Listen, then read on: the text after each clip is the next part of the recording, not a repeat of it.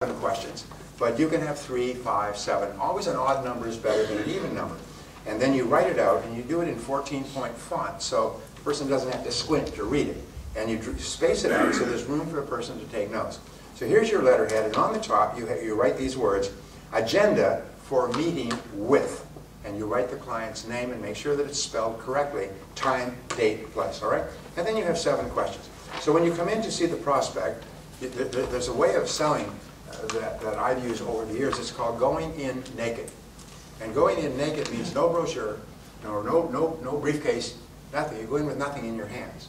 And all you have is an agenda. Maybe you have 2.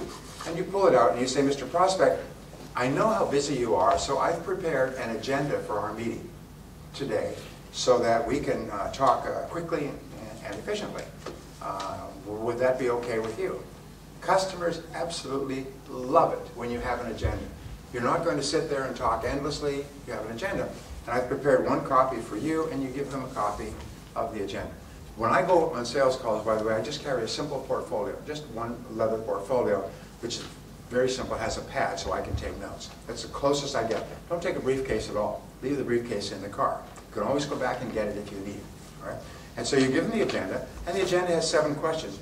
You say, look, I'm not here to sell you anything today. All I would like to do is ask you these questions and see if we can't help you achieve some of your goals in a cost-effective way. Would that be all right? Customers say, sure. And I've spoken to customers about this. I said, has anybody ever used an agenda on you? They say, yes.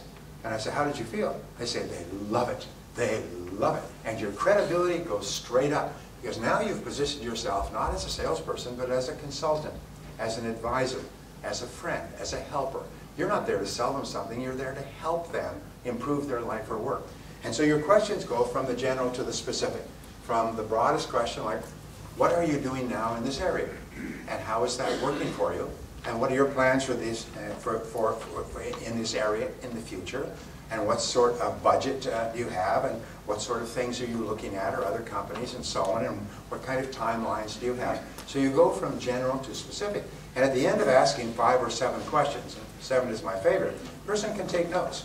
They can take notes because you've left lots of room.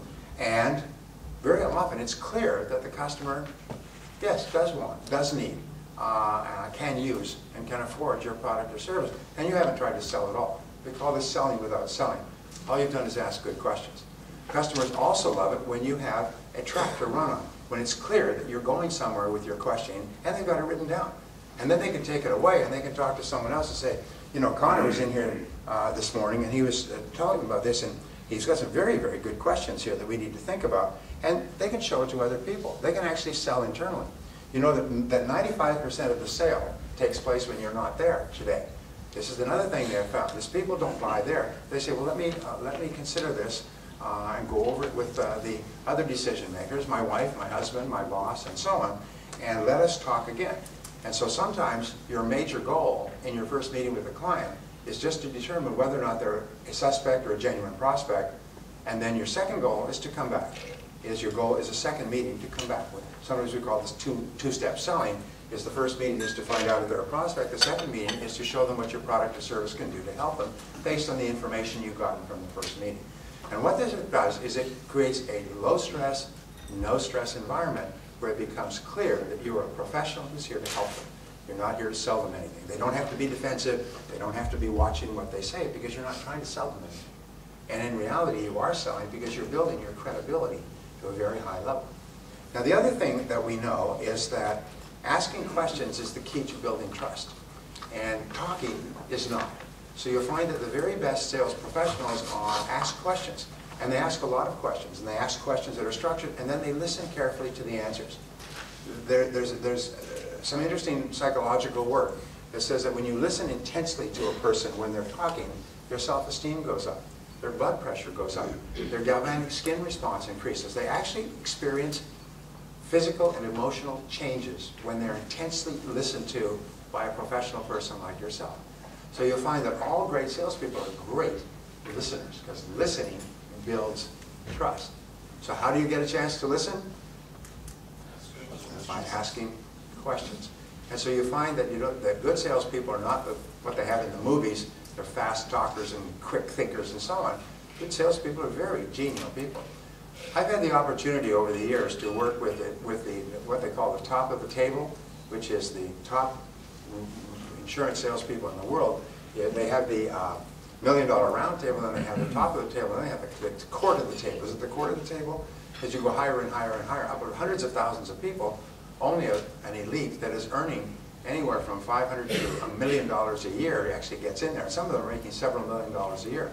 So I was visiting one of these groups and speaking in Hawaii a few years ago, and there were about 300 or 400 of them from all over the world. And the interesting thing is you meet them on the lobbies, and you meet them at dinner, and you meet them around the resort, beautiful resort. And they're all some of the nicest damn people you ever met. They're nice, they're genuine, they're interested, they're interesting, they're warm, they're friendly, they ask a lot of questions. They don't even know who you are, but you just almost automatically like them. Because when somebody asks you questions and listens intently while you answer, you feel happy because somebody's paying so much attention to you. Interesting point, just as with regard to relationships, the word is that we always pay attention to that which we most value. We always listen to people who we consider to be the most important. And so at home, if you really want to have a positive impact on the people at home, and I say this mostly for the men, because women know this already, is whenever the woman or even your children, and I practice this all my life, talk to you, stop everything, turn off the television, put down what you're reading, and focus in on them like a laser beam. What I say is imagine that your eyes are sun lamps and you want to give the other person's face a tan. And just focus in on them and listen to them, lean forward and listen as though they're about to say one of the most important things in your life and they're only going to say it once and you don't want to miss it. When you do this, you will be astonished at the effect on the other person.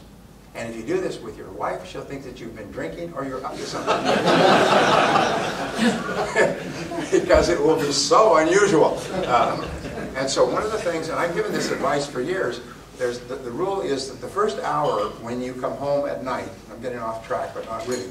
The first hour when you come home at night is called the hour of power. And this is the hour where you recombine, you come back together again as a couple and as a family. And you don't let anything interfere with that hour of power, especially not the television. What do most men do is they come in, they say, where's the control? And they turn on the television and they go through the mail and they sit down and they watch television and they read the newspaper simultaneously. No, from now on, and I've had men come back to me and say, you cannot. It was astonishing. My wife took a week to get over it. They would come home and instead of talking, and men believe that their day has been the most fascinating period of time since Jesus walked the earth. You know? And so they come home and they love to talk and talk about every detail of their day. And women are wonderful. They listen and they nod and they do their grocery lists and think about other things and appear to be paying attention to you. But if you ask a woman when you come home, she'll say, well, how was your day? And if you're not careful, you will launch into it for an hour. I was reading something from a comedian in Hollywood. She said, I love going to my shrink, she said, my psychiatrist. I could sit there and talk for an hour uninterrupted, just like a man on a first date. But it's also just like a man when he comes home from work. He can talk for an hour uninterrupted, unless he wants to go and watch television. Television will interrupt. So the next time you go home, try this, is when she says, how was your day? You say, pretty good. How was your day? And you ask her about her day. Now, she'll be so shocked. She'll say, well, it was fine. What did you do? She'll try to turn it around on you. You say, no, no, tell me what you did. What did you do starting this morning? What was the first thing you did when you went to work? And then you just keep asking her questions about her day. First of all, you'll find that her day was as interesting or more interesting than yours. Second of all, she'll be astonished. Third of all, women's greatest need is for attention, respect, and affection from the man in their life. And when you give her undivided attention and affection and respect, it will have such an enormously warming effect on her, it'll make her very, very happy. And when you do that to your children, it'll cause your children to feel wonderful about themselves and about you as a parent. These are just a couple of little things to throw out there. Ladies, how am I doing? Right on. All right. I've been well trained. So it's the same thing in working with customers. You know, there's this wonderful little line, is be kind. Everybody you meet is walking a rough road or is facing a difficult path. Everybody you meet's got problems and difficulties. There's nothing that makes a prospective customer feel happier than for you to be pleasant and positive and ask them questions and lean forward and listen to their answers. Listen to them and make them feel valuable and important. And what happens is the more valuable and important you can make that person feel, the faster all their defensiveness just drops, like shields, they just drop. And they start to like you and be open to you, and they're almost ready to buy your product or service long before you even mention what it is. Sometimes if you're really good at this, the customer at a certain point will say, by the way, what do you sell? Because I'd like to buy some. And you find that selling this way is so much easier. There's no stress on your part, there's no stress on the customer's part. So that's phase 2.